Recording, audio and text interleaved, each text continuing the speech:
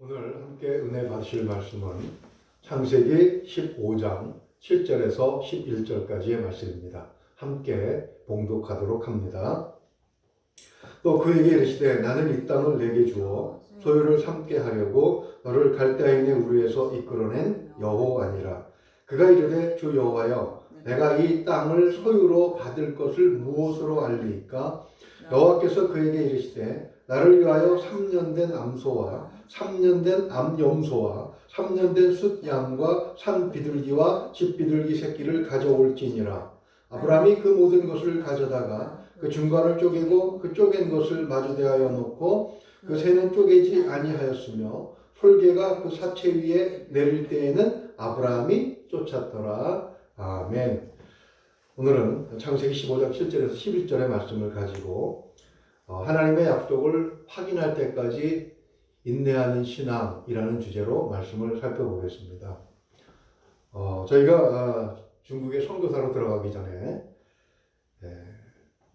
목회할 때에 신앙이 없이 교회를 다니시던 분이 계셨습니다. 친구 아버님이셨는데 일제강점기 때 명문 고등학교를 다니시고 수재로 이름을 날리셨습니다.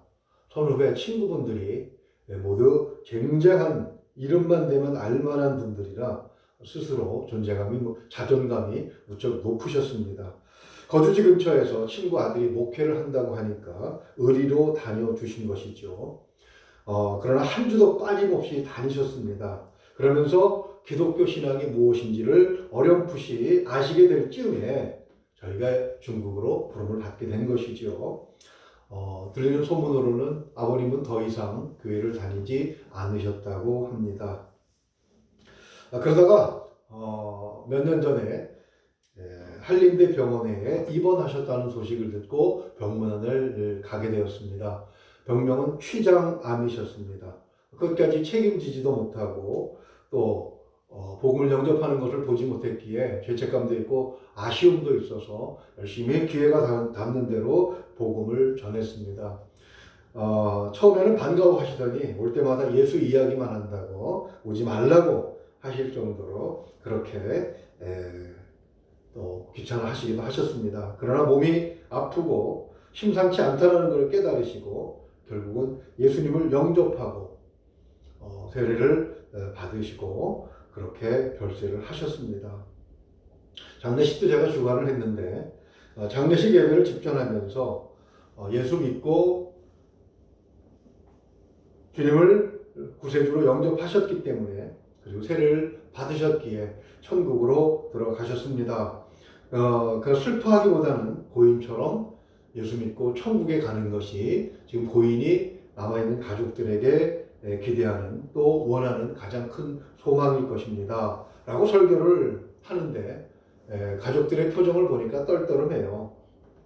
고인이 평생 어떻게 사셨는지 다 아는데 무슨 천국이냐. 죽기 몇 달 전에 세례받고 병상에만 누워있었는데 천국 갔는지 어떻게 아느냐 라고 생각을 하시는 것 같더라고요. 즉 자격이 없어 보이는데 천국 운운하는 것은 믿을 수 없다. 그런 표정이셨습니다. 그분들이 특별한 것은 아닙니다. 불신자들로부터 이런 이야기를 많이 듣습니다. 나 같은 놈이 어떻게 천국에 갈 수 있느냐. 나는 천국에 갈 자격이 없다. 그렇게 쉽게 천국에 간다면 천국에 갈 수 없는 사람이 도대체 누가 있겠느냐. 이렇게 질문을 합니다. 그렇습니다.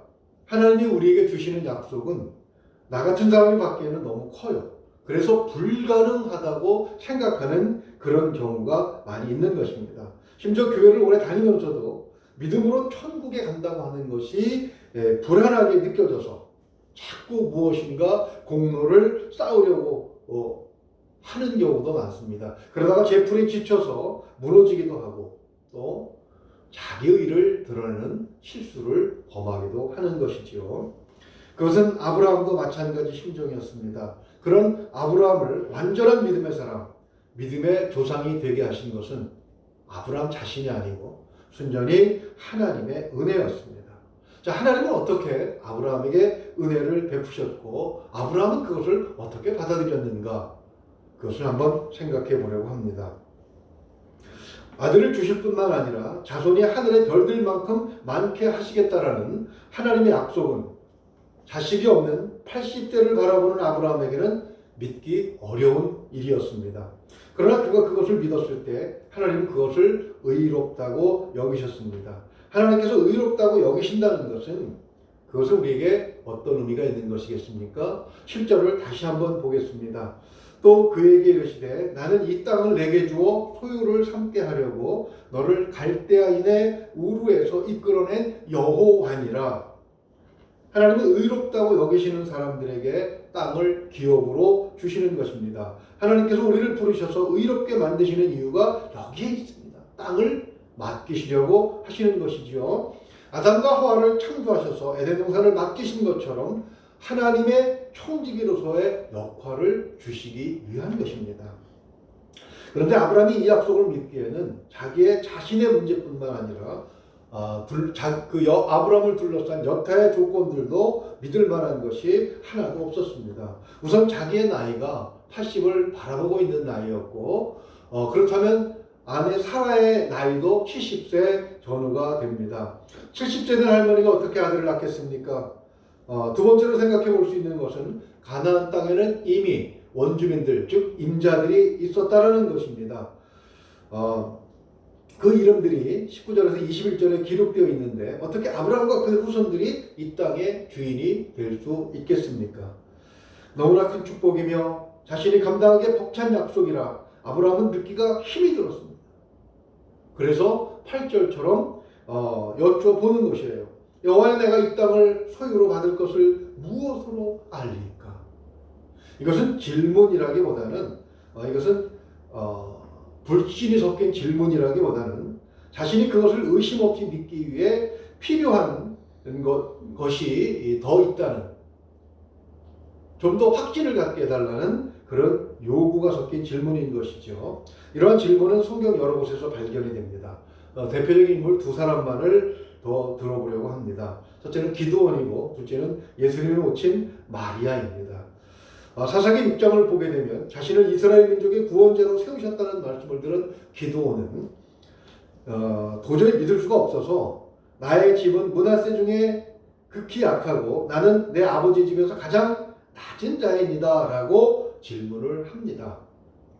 16절에서 내가 반드시 너와 함께 하리니 가능한 일이 아니냐는 하나님의 말씀을 받았어요. 그래도 감당할 수가 없었던 기드온은 양털로 하나님을 시험하여 봅니다. 누가복음 1장 34절을 보게 되면 천사를 통하여 지극히 높으신 하나님의 아들을 낳게 될 것이라고 하는 말을 들은 마리아는 이렇게 또 질문을 합니다. 나는 남자를 알지 못하니 어찌 이런 일이 있으리까 하면서 천사에게 질문을 하는 것이죠. 친족 엘리사벨도 늙어서 임신 불가능한 상태였지만 성령의 능력으로 잉태해서 벌써 6개월이 되었다는 말을 들은 마리아는 드디어 이렇게 고백합니다. 주의 여종이여니 말씀대로 내게 이루어지이다 하고 순종의 자세를 갖게 되는 것이죠. 결국 아브라함과 기드온과 마리아의 질문은 하나님의 능력에 대한 불신이라기보다는 자신의 처지를 아는 겸손한 자의 자세인 것을 알 수가 있습니다. 내가 받기에는 너무 큰 축복이지만 하나님께서 인정하시면 받겠다는 그런 의미도 있는 것이죠. 그러나 더 큰 의미는 그 약속이 성취될 때까지 아무리 큰 희생이 따르더라도 다 감수하겠다는 의지의 표현도 들어있는 것입니다. 아브라함은 후계자로 생각하고 있던 조카 롯과 또 하나님께서 조카 롯을 포기하셨다는 것을 깨닫고 그 다음에는 종 엘리에셀을 포기합니다. 기드온은 자기와 가족들을 먹여 살렸던 농비구들을 불태우고 가축을 잡아먹습니다. 마리아는 결혼하지도 않은 처녀가 임신했다는 세상의 손가락질을 이겨낼 각오를 가지고 있어야 했던 것이지요. 하나님께서는 아브라함의 순종을 위한 마음을 아시고 그의 결심을 굳게 하기 위해 계약서를 준비하셨습니다. 우리는 지금 계약서라고 하면 종이를 준비하고 종이에 인쇄를 하고 그리고 각자의 이름을 쓰고 사인을 하면 되겠지요. 아브라함 당시에는 종이도 없었고 글을 아는 사람도 별로 없었습니다. 그럼 어떻게 계약을 맺었겠습니까? 9절에서 10절을 보게 되면 하나님은 가축이나 새들을 반으로 쪼개어 놓도록 그렇게 하셨습니다. 바로 그것이 당시의 계약의 관습이었습니다. 즉 약속을 어기거나 파기하는 쪽은 이처럼 반으로 쪼개져서 책임을 져야 한다는 그런 의미가 있는 것이지요. 또한 둘러나는 짐승을 하나로 붙여서 다시 살아있는 짐승이 되지 못하게 하는 것처럼 계약은 파기될 수 없는 것이다 라는 의미를 담고 있는 것입니다. 하나님은 이처럼 인간의 관행을 이용하시기도 하십니다. 그것은 하나님의 편의성이기보다는 인간의 편에서 이해하기 쉽고 편하고 쉽게 받아들이기 합당한 과정을 통해서 이해할 수 있도록 또 그것을 받아들이도록 그렇게 제공을 하고 계시는 것이지요. 하나님께서 재물의 종류와 방식을 명하셨습니다. 그런데 오늘 11절 말씀을 한번 보십시오. 하나님은 오래도록 계약의 현장에 나타나지 않으셨습니다. 그리고 하나님의 약속을 맺으려고 명령을 따라 펼쳐놓은 재물들 위에 그 재물들을 녹이고 무엇이 날아들고 있습니까? 솔개 한 마리가 나타난 것을 볼 수가 있습니다. 아브라함은 그것을 쫓아내며 하나님의 임재를 기다려야 했지요. 왜 금방 계약이 체결되지 않는 것인가? 솔개가 나라와 재물을 갈취하려고 할 때까지 하나님은 왜 나타나지 않으시는 것인가? 신앙은 하나님의 뜻을 기다리는 삶의 방식이라고 할 수가 있습니다. 하나님의 시간과 우리의 시간은 달라서 우리는 눈앞의 현실의 지배를 받지만 하나님은 과거와 현재와 그리고 미래의 모든 것을 보시고 무엇인가를 결정을 하십니다. 그래서 무오하신 것이지요. 오류가 없는 것입니다. 이것을 믿는다면 우리는 그리고 우리가 하나님의 절대 전능하심을 의지하려고 한다면 우리는 하나님의 시간이 우리의 시간과 다르다는 것을 믿어야 하는 것입니다. 다른 말로 하면 기다리는 인내가 필요하다라는 것이지요. 그런데 인내 시간을 포기하는 사건들이 반드시 발생을 합니다. 솔개가 나타나서 고기들을 욕심내고 있습니다. 아브라함은 그것들을 쫓아내어야 했습니다. 이것이 무엇을 의미하는 것이겠습니까? 우리는 하나님과 많은 약속들을 합니다. 연초가 되면 올해는 새벽 기도를 꼭 나가야지 하는 결심을 하는 경우가 많이 있습니다. 또 올해는 성경을 일독을 해야지. 올해는 적어도 한 사람은 내가 전도하고 말 거야. 또는 전도 대상자로 기도하고 있는 그분을 반드시 교회로 인도하고 말 거야. 이렇게 작정을 합니다. 그렇게 결심을 하는데 첫날부터 무엇인가 시비거리가 생기고 속으로 다짐한 것, 하나님과 약속한 것을 포기하게 하는 그런 일들이 벌어지고 마는 것입니다. 그 대상이 남편일 수도 있고 아내일 수도 있고 또 자식일 수도 있고 생업의 현장에서 함께 수고하는 그런 사람들일 수도 있습니다. 그것이 바로 오늘 본문 11절에 나타난 솔개라고 할 수 있는 것입니다. 이런 것들로부터 하나님과 계약한 그 계약서를 지키는 것이 바로 아브라함의 사명이었던 것처럼 우리에게도 주어진 우리의 몫인 것을 우리는 기억해야 합니다. 하나님을 시험할 수는 없습니다. 그러나 하나님의 뜻을 알고 순종하기 위해 그것을 믿을 만한 믿음을 달라고 우리는 하나님께 기도할 수는 있다는 사실을 오늘 본문이 우리에게 가르쳐주고 있습니다. 또한 하나님과의 약속을 망치려는 사탄의 조직적인 음모로부터 나 자신을 지키고 또 함께 신앙생활하는 형제 자매들로부터 나의 신앙을 지켜내야 하는 것입니다. 하나님의 약속을 믿는다면, 하나님의 전지전능하심을 믿는다면 우리는 무엇이든 이겨낼 수가 있습니다. 그리고 하나님께서 약속하신 것을 드디어 쟁취할 수가 있게 되겠지요. 사람마다 하나님께서 주신 약속은 다릅니다. 그것을 아브라함에게는 땅과 상속자로 말씀을 하셨습니다.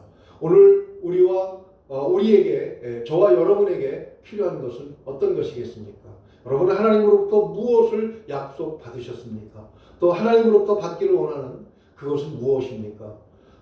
여러 가지 것들이 있을 것입니다.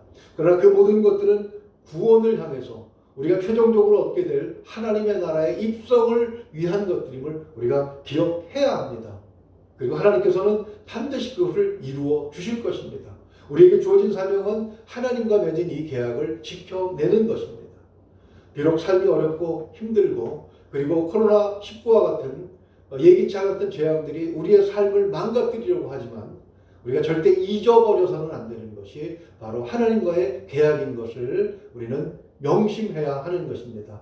하나님과의 계약 가운데서 그것을 지켜내므로 하나님께서 드디어 우리에게 약속하신 것을 성취할 그때까지 승리하는 저와 여러분 될 수 있기를 주님의 이름으로 축원을 드립니다.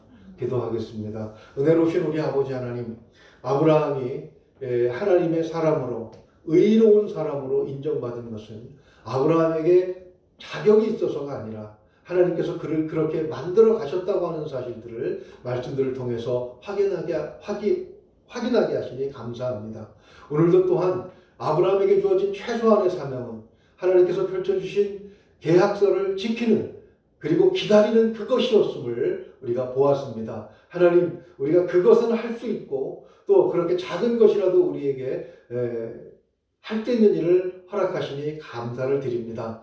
하나님 아버지, 그 작은 것을 귀하게 받으시는 하나님과 약속을 소중하게 여기는 우리의 마음을, 우리의 믿음을 귀하게 여기시는 하나님의 마음을 알게 하셨사오니 하나님, 오늘도 우리의 삶 속에서 벌어지는 하나님의 백성으로서 삶을 지켜나가는 우리가 되게 하여 주시옵소서. 우리를 방해하는 여러 가지 요소들이 있습니다. 가장 가까운 사람들로부터 또 필요에 의해서 어쩔 수 없이 만나는 사람들까지 또 예기치 못한 질병처럼 그렇게 우리의 하나님과의 관계를 망가뜨리려고 하는 모든 것들로부터 우리가 능히 우리 자신을 지킬 수 있기를 소망합니다. 말씀을 붙들고 예수 그리스도를 통해서 우리를 사랑하신 그 하나님을 바라보면서 끝까지 이겨내는 저와 여러분 될 수 있기를 주님의 이름으로 축원을 드립니다.